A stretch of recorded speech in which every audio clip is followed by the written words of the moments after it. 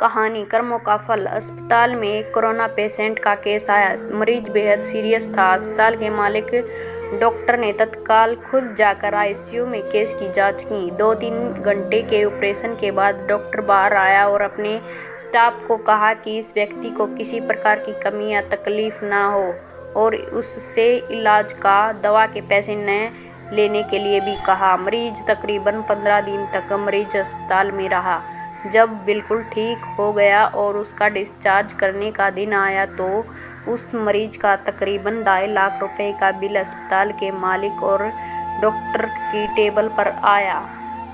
Doctor ने अपने account manager को बुला करके कहा, इस व्यक्ति से 1 पैसा भी नहीं लेना है। ऐसा करो, तुम उस मरीज को लेकर मेरे चैम्बर में आओ। मरीज वही व्हीलचेयर पर चैम्बर में लाया गया। डॉक्टर ने मरीज से पूछा, भाई मुझे पहचानते हो? मरीज ने कहा, लगता तो है कि मैंने आपको कहीं देखा है।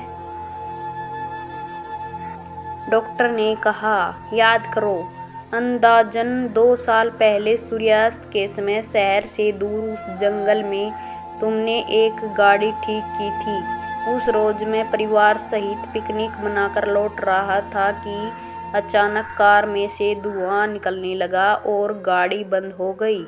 कार एक तरफ खड़ी कर हम लोगों ने चालू करने की कोशिश की, परंतु कार चालू नहीं हुई। अंधेरा थोड़ा थोड़ा घिरने लगा था। चारों ओर जंगल और सुनसान था।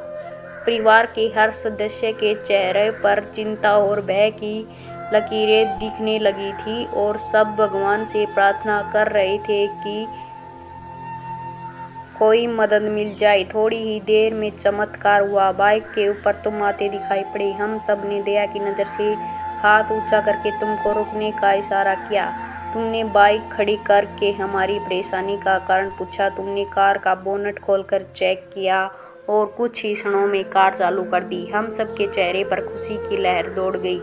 हमको ऐसा लगा कि जैसे भगवान ने आपको हमारे पास भेजा है, क्योंकि उस सुनसान जंगल में रात गुजारने के ख्याल मात्र से ही हमारे रोंगटे खड़े हो रहे थे। तुमने मुझे बताया था कि तुम एक गैराज चलाते हो। मैंने तुम्हारा आभार जताते हुए कहा था कि रुपए पास होते हुए भी ऐसी मुश्किल समय में मदद नहीं मिलती।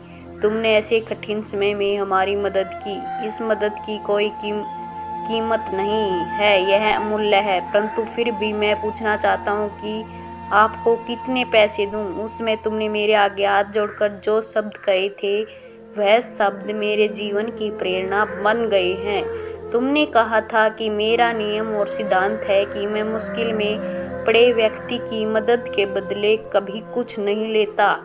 मेरी इस मजदूरी का हिसाब भगवान रखते हैं।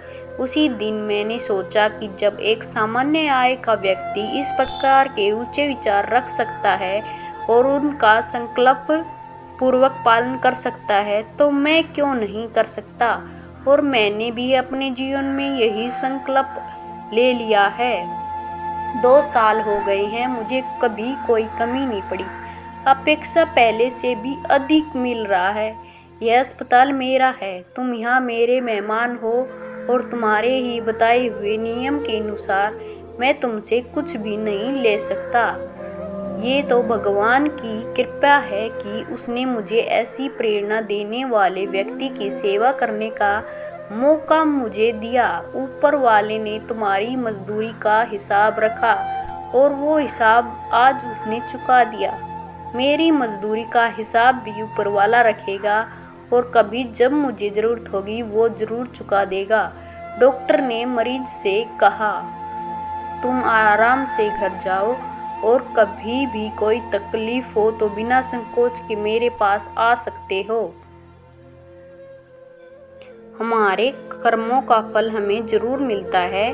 हमारे अच्छे कर्म हमें खुशी देते हैं और हमारे बुरे कर्म हमारे निराशा का कारण बनते हैं। Please like, share and subscribe our channel. Thanks for watching. यदि आपको कहानी अच्छी लगी हो तो एक कमेंट जरूर कीजिएगा और यदि चैनल सब्सक्राइब नहीं किया तो कविता संग व्लॉग को सब्सक्राइब करें। Thank you.